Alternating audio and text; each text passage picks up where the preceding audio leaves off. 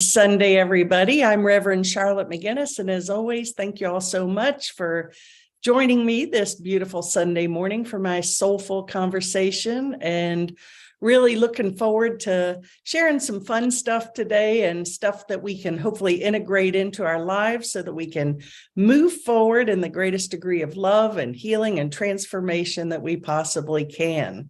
So just a couple of things. Number one, if you want to find out more of what I have going on, you can always visit my website, charlottemcginnis.com.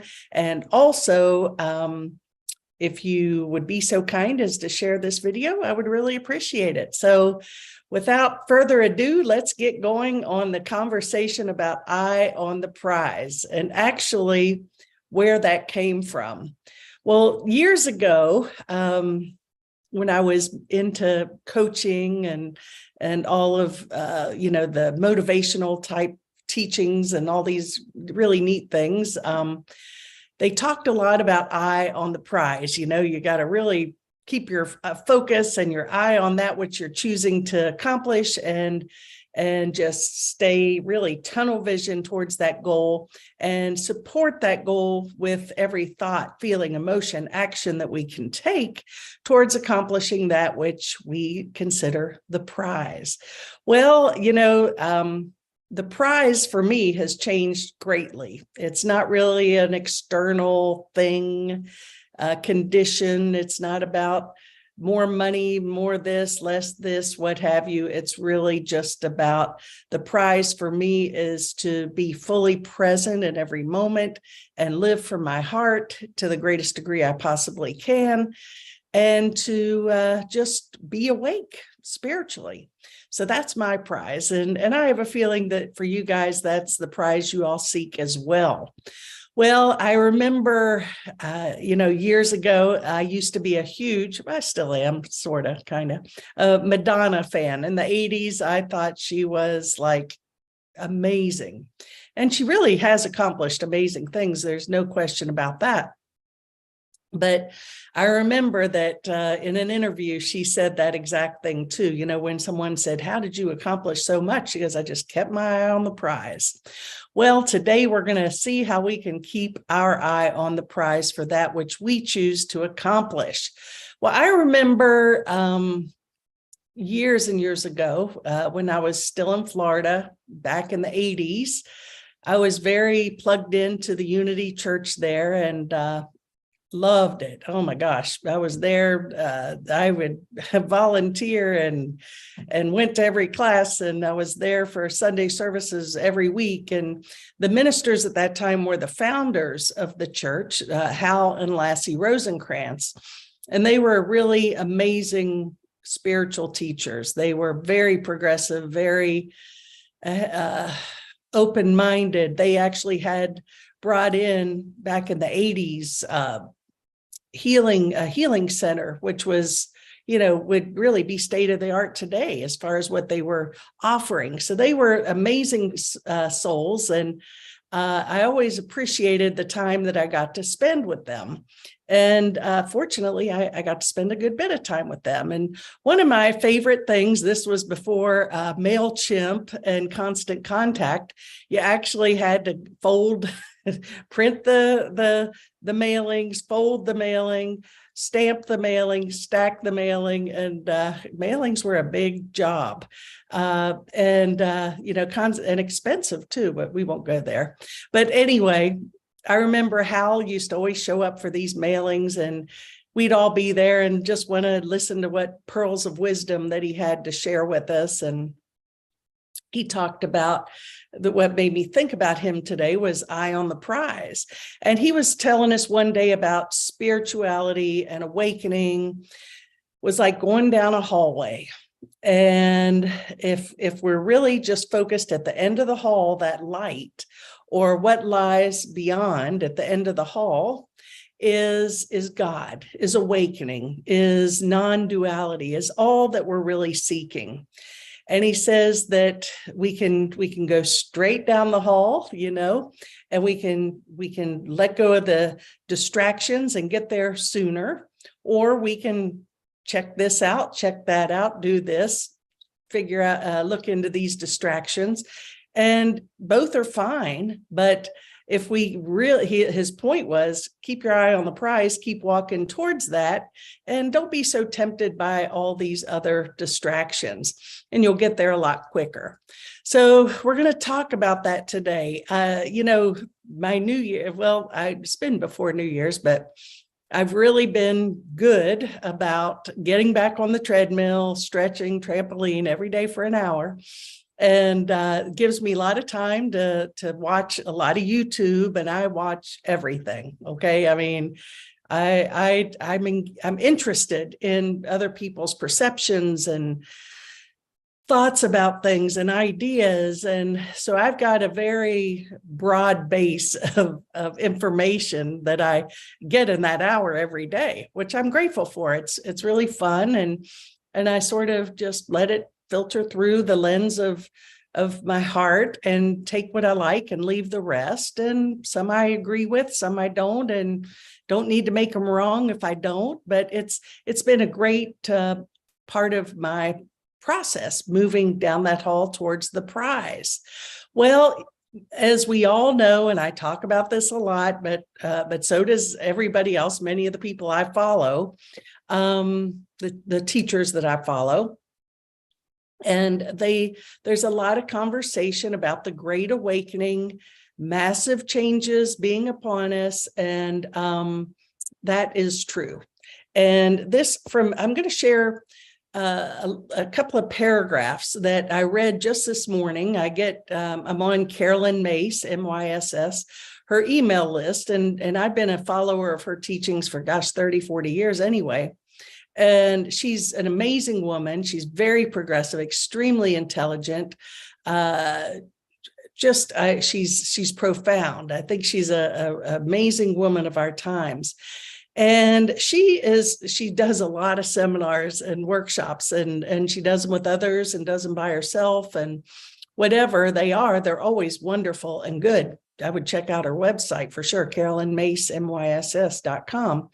But anyway, she says, in 2023, a cosmic window will open, bringing a gust of change that we will experience personally as well as collectively.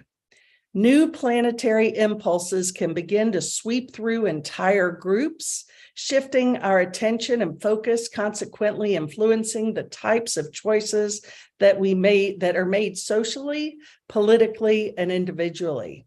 We are asked to find our footing over and over again as formerly stable circumstances are upended.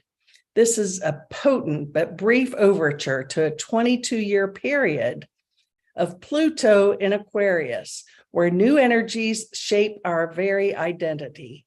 New myths are calling us while the old agreements continue to crumble. And I don't know about you, but that rung so true for me. And I really feel like every teacher that I'm plugged into is in their own framing, is saying the same thing. We're in the midst of great change, and it's the old paradigms and things that we clung to are crumbling. And this can be fearful. It can be challenging, but it's also a wonderful time to be here on planet Earth, to actually go from one paradigm to the new paradigm. There's so many great teachers out there, and I'm grateful that, when you're open to receive these teachings, it's wonderful how just the right person or quote or something will just come to you. And I really do appreciate when people share things with me. And I know that recently my friend Sandy in Florida she's introduced me to a really awesome teacher, George H. Lewis. And he's an astrologer, an artist, an amazing guy. He's got lots of interesting YouTube interviews and presentations as well. And fortunately, Ellen and I are going to get to meet him on Tuesday. He's up here in Flat Rock. So really looking forward to that. And anyway, it's just wonderful to hear his perspective, which comes from a little different place. But the collective consensus is great change is upon us. And that's all we need to know. So what do we do with that? I'm saying, again, keep your eye on the prize. While the old systems seem to be crumbling and falling down, which they are, and that's a good thing, because it's the old Buckminster Fuller teaching. We can't move forward by trying to fix the old model, but rather create a new one. It's what we're doing. We're creating a new way of being. Well, we all have a role to play in this. It's just up to us what we find our role to be. And I think that's a very personal and something we all have to go inside into our hearts and ask, what is my role in this transformation? And it's different for all of us.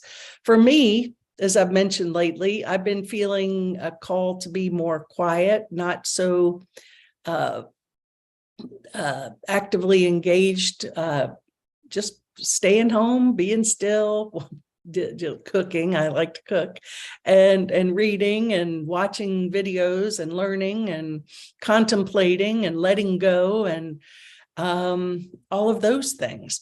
So when we keep our eye on the prize, because collectively, as I've talked about, and you all have heard me say, I talk about the matrix a lot, or the quantum soup a lot, and this quantum stew that we're all a part of. Okay, it's like think of your crock pot, and all the ingredients you put into it are making a stew or a soup or what have you.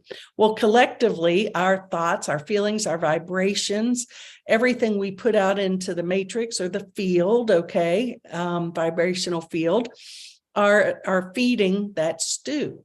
So it's so important to look at this in two levels, individually and collectively. So if we're looking at our own life, let's start there. Because truly all healing is self-healing ultimately. And the more we take time to reflect and let go of that which doesn't serve our awakening, our greatest good, our peace, our health, whatever it is, the more we do that, well, since you individually are part of the collective field, every choice, decision, vibration, feeling that I have feeds that larger field. So we have to be so mindful of what we're putting into our personal and collective fields right now. We do not want to give energy to that which we don't want.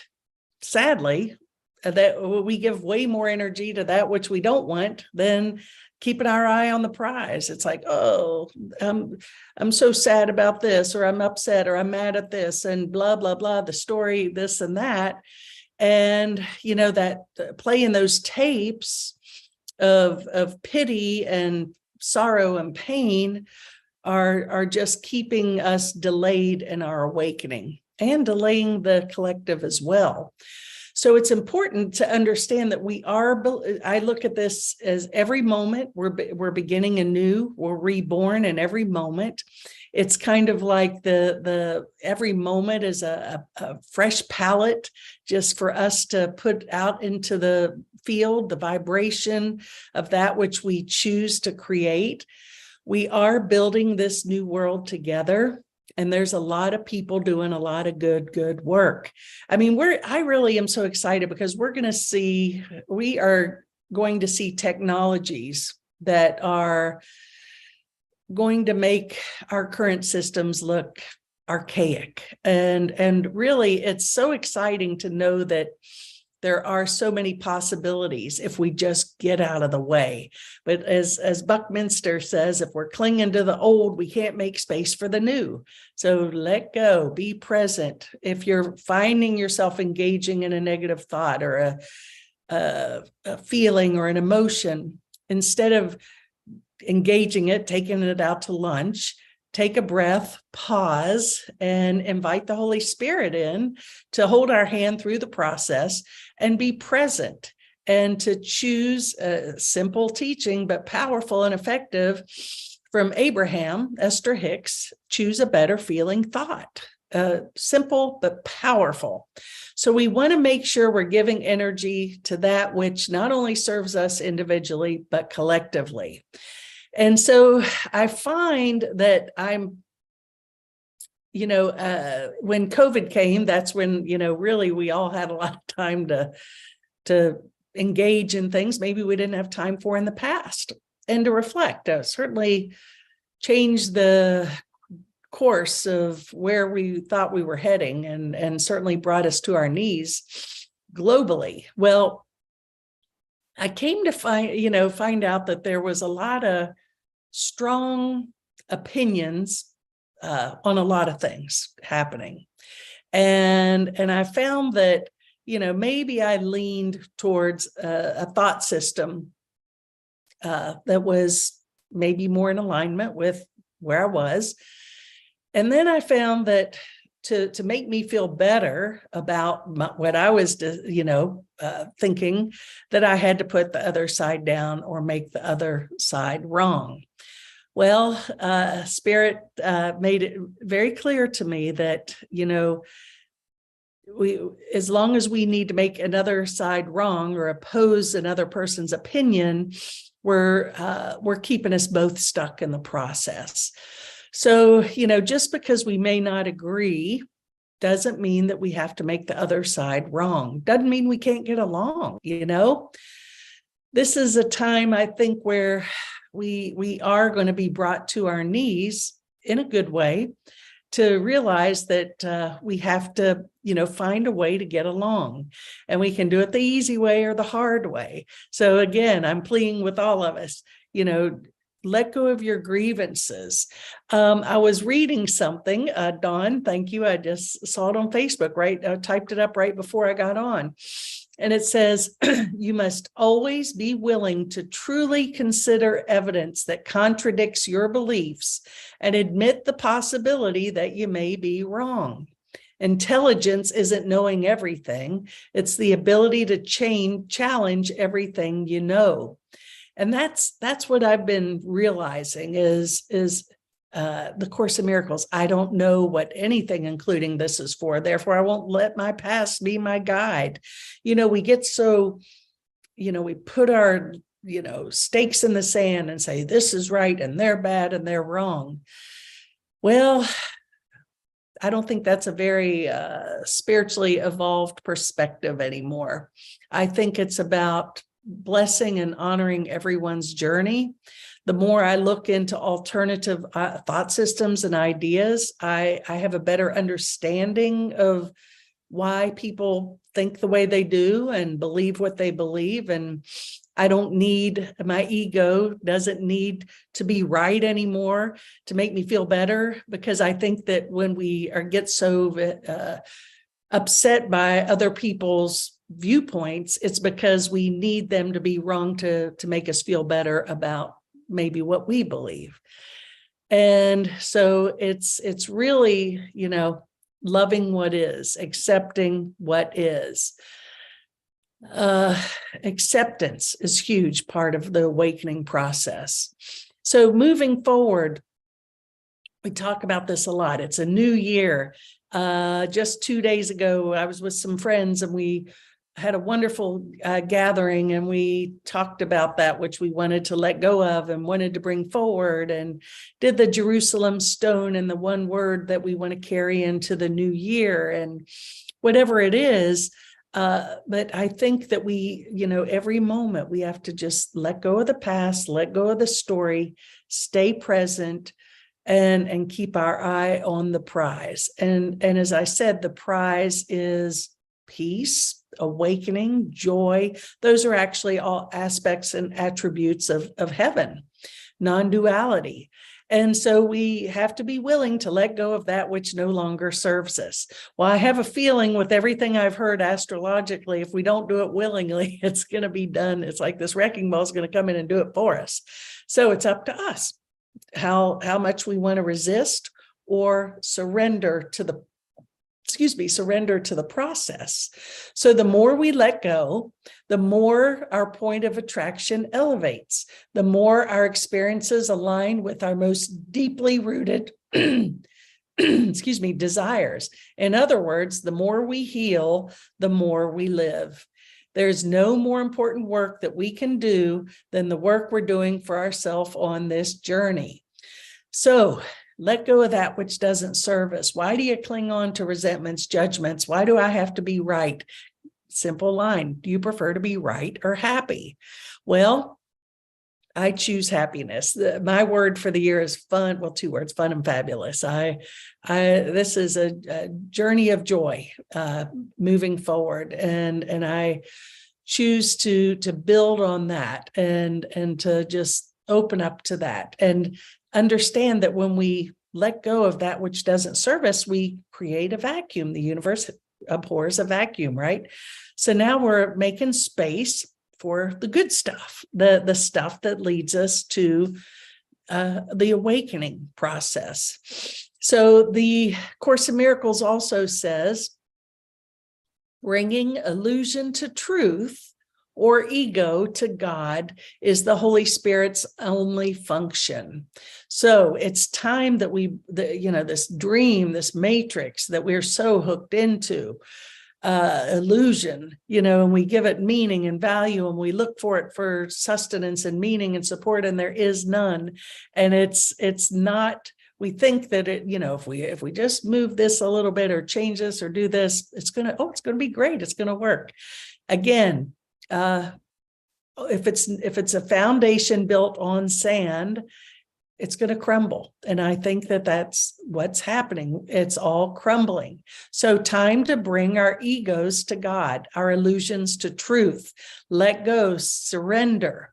When we do this, our deepest desires will be revealed. I think that we can all, I think when we're in a good space, we sort of feel more peaceful. We're more tuned in. We're not in our story, and we see that there's so much more synchronicity and flow. We don't have to push so hard. It's just, we don't have to force anything. It's just kind of like, it just comes to us. So synchronicity and flow become as natural as breathing. So yesterday, Saturdays, 3 p.m. Eastern, we have our Angel Squad gathering with our Alliance of Divine Love ministry founder, Dr. Barbara Selwa. And it's always a beautiful experience. And it's not a large group, but it's always sweet and beautiful. And Barbara is just so full of love and light. And it just creates a space and an energy that is so uplifting and inspiring. And the group sharing yesterday, actually, Barb had some technical difficulties getting on at first. So we were just sharing with each other, and we had talked about, letting go. And again, on that same theme of the new year, what do we choose to bring into the new year? And what do we choose to let go of? And Linda, one of the participants, she had talked about her prayer, because it is a prayer ministry that we're a part of. And, prayer is something we'll go into more at a later date, and how we maybe have not understood true prayer. But in the meantime, she had shared with us yesterday that her prayer is thank you, just thank you. What is it? If the only prayer we ever said was thank you, that would be sufficient. Because thank you is meaning that I'm in acceptance, that I'm that I'm grateful, that I'm not having to force or make anything happen. It's just thank you, because we're trusting the process. Well, Linda went on to say she continually says, thank you for my healing. If you feel a little funky or whatever, thank you for my healing. Thank you for my prosperity. Thank you for my life. Thank you for my friends. Thank you for my awakening. Thank you for revealing to me that which serves my greatest good and the greatest good of all. And when we do that, get in that prayer of gratitude and thanksgiving, again, we're opening ourselves up to receive fully all the blessings, the guidance that leads us home. Saint Teresa of Avila, actually, I mentioned Carolyn Mace earlier. She had, a couple of years ago, really, some of her seminars that I listened to taught, she spoke of Saint Teresa of Avila, who was a saint, a remarkable holy woman who really just her journey, the way she walked with God was so inspired and inspirational and miraculous. And she, a quote that I read this morning, "Let nothing disturb you, nothing alarm you. While all things fade away, God is unchanging. Be patient and you will gain everything. For with God in your heart, nothing is lacking. God meets your every need." There you go. God, let nothing disturb you, nothing alarm you. While all things fade away, God is unchanging. You can also say love is unchanging. Love meets our every need. Love is non-duality. Love is all-encompassing. Love is unity, peace, compassion, kindness, and it's all-inclusive. Okay, if we exempt anyone from our heart, we are delaying our awakening process. So my thoughts about this are, we've got the tools. I've mentioned that. It's now a time of surrender, guidance, listening, tune in, take the time to be still. I think that's why I'm so comfortable, not because I used to be someone who had to be entertained and engaged a lot. And now I'm not finding that to be the case. That's just where I'm at. It is what it is. So listen, tune in. The universe is here to support us. We have all the support we need. We just have to be willing to listen and to ask and to be thankful. Thank you for my healing, my prosperity, my life, my friends, whatever it is. So Ariana Huffington, she's a wise woman, actually. And she says, in life, the things that go wrong are often the very things that lead to other things going right. I thought that was a powerful statement because, sometimes we think if something happens, it's a terrible thing. And actually, sometimes the universe blocks us from something or keeps us from something, or something goes wrong or doesn't meet my demands. And that's actually an opportunity for things to go right. So trust the process. Keep walking through the storm because your rainbow is on the other side. And remember, keep your eye on the prize. Thank you guys so much for joining me today. It's always my pleasure to be here, and appreciate all of you. So keep your eye on the prize, walk through the storm, rainbows on the other side, all is in divine and perfect order, and ain't that grand. Have a great day, everybody. Namaste.